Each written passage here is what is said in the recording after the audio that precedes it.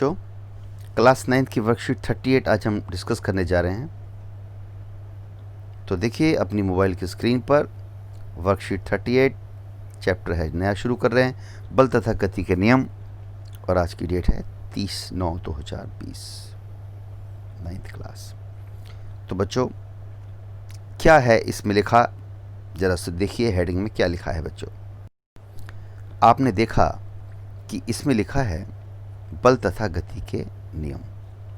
तो डिस्कशन जैसा कि होता है, इसमें लिखा हुआ है कि जब भी मैं खिलौने को खींचता या धक्का देता हूँ, है ये छोटा बच्चा बोल रहा है कि जब भी मैं खिलौने को खींचता या धक्का देता हूँ तो यह चलने लगता है। क्या हमें किसी वस्तु को चलाने के लिए बल लगाना पड़ता है?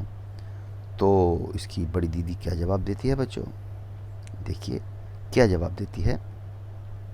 वो कहती है हाँ, किसी भी वस्तु को चलाने, रोकने, गति की दिशा, आकार को बदलने के लिए हमें बल लगाने की आवश्यकता पड़ती है। जैसे किसी रबड़ बैंड को खींचना, ट्राली को धकेलना, चलती कार में ब्रेक लगाकर रोकना या आटा गूंथना आदि। मतलब उसने बताया कि हाँ, बल लगाना पड़ता है जब भी हमें किसी वस्तु को चलाने, रोकने या गति की दिशा में परिवर्तन करना होता है तब। तो आपने जाना, अब आगे देखते हैं क्या लिखा है। बच्चों आगे लिखा हुआ है कि लेकिन कई बार वस्तु पर बहुत बल, यहाँ देखिए, ये देखिए क्या लिखा हुआ है, लेकिन कई बार वस्तु पर बहुत बल लगाने पर भी उसमें कोई गति नहीं होती। आगे देखिए क्या लिखा है अगली लाइन में, जैसे दो व्यक्ति एक भारी मेज को विपरीत दिशा में धक्का दें, या रस्साकशी के खेल में दोनों तरफ के खिलाड़ी एक जैसा बल लगाएं, या तो मेज या रस्सी बिल्कुल नहीं हिलती। जब दोनों व्यक्ति या टीम विपरीत दिशा में बराबर बल लगाते हैं तो क्या होता है, उनके बल आपस में खत्म होकर कुल बल शून्य हो जाता है। बच्चों आप देख सकते हैं कि यहाँ पर एक चित्र भी बना है, ये देखिए एक फ्रिज है, उसको दो इंसान है ना बराबर बल लगा रहे हैं। बच्चों इस इंसान ने भी जो है अगर 100 न्यूटन लगाया, उसने भी 100 न्यूटन लगाया तो फ्रिज वहीं रहेगा। लेकिन अगर इसने लगाया 200 न्यूटन, इसने लगाया 100 न्यूटन, तो बड़े वाले की दिशा में, बल की दिशा में है ना, जो है वो चल पड़ेगा फ्रिज, है ना। जिधर से ज़्यादा बल लगेगा उधर से चल पड़ेगा। तो बच्चों ये जो था हमारा संतुलित और असंतुलित बल कहलाता है।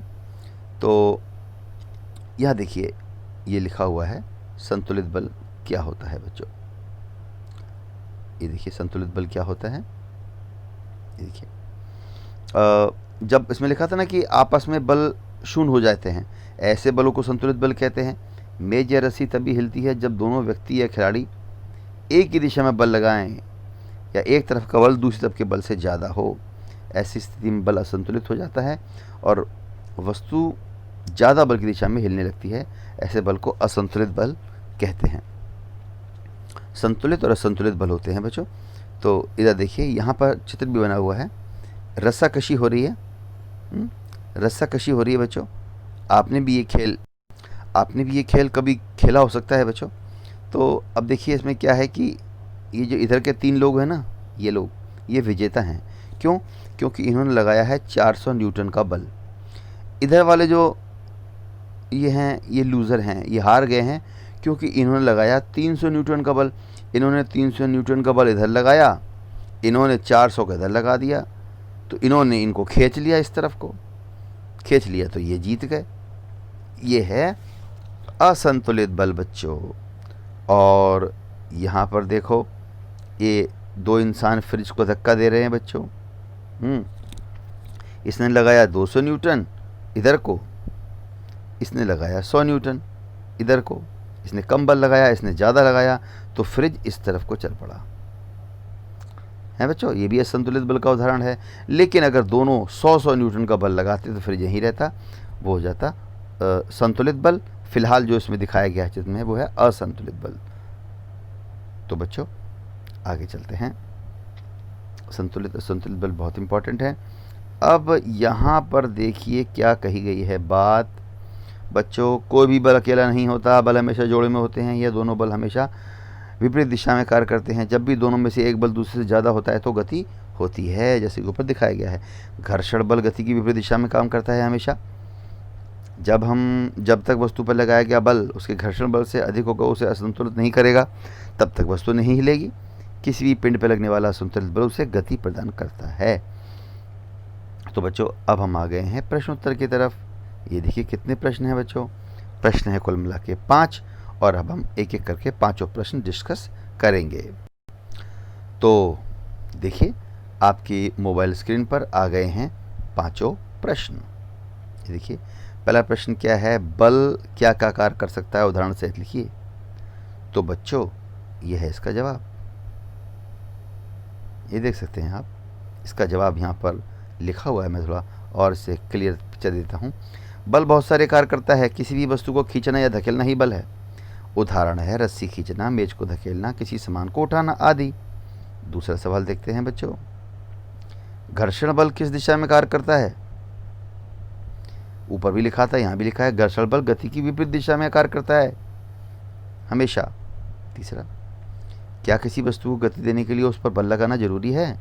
सोचकर अपने विचार लिखिए। तो भैया जरूरी है।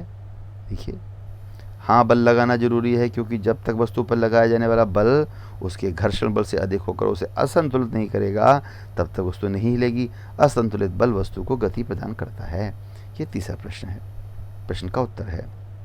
चौथा है, फर्श पर लुढ़काई गई गेंद और कारपेट पर लुढ़काई गई गेंद में से कौन सी गेंद पहले रुकेगी। तो बच्चों कारपेट पर घर्षण ज़्यादा होता है ना, तो वो रुक जाएगी बच्चों। ये देखिए यहाँ लिखा है, कारपेट पर लुढ़काई गई गेंद पहले रुकेगी, क्योंकि कारपेट फर्श से ज़्यादा घर्षण लगाता है गेंद पर। Very good. अब हम आते हैं आखिरी सवाल की तरफ। दिए गए चित्र में ए और बी के निशान बल के संदर्भ में क्या दर्शा रहे हैं बच्चों। तो देखिए इसमें जो ये देखिए यहाँ पर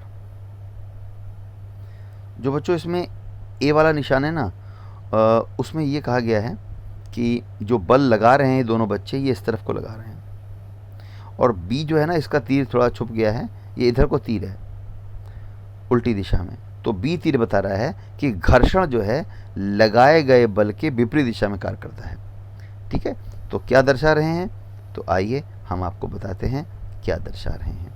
ये देखिए लिखा हुआ है, ये देखिए लिखा हुआ है बच्चों, लिखा हुआ है कि तीर ए बल की दिशा दिखा रहा है जो बच्चे बॉक्स पर लगा रहे हैं।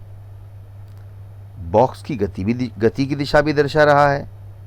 तीर ए बल की दिशा दिखा रहा है जो बच्चे बॉक्स पर लगा रहे हैं, तथा बॉक्स की गति की दिशा भी दिखा रहा है, दर्शा रहा है। लेकिन तीर बी घर्षण बल की दिशा प्रदर्शित कर रहा है, घर्षण बल की दिशा दिखा रहा है बच्चों।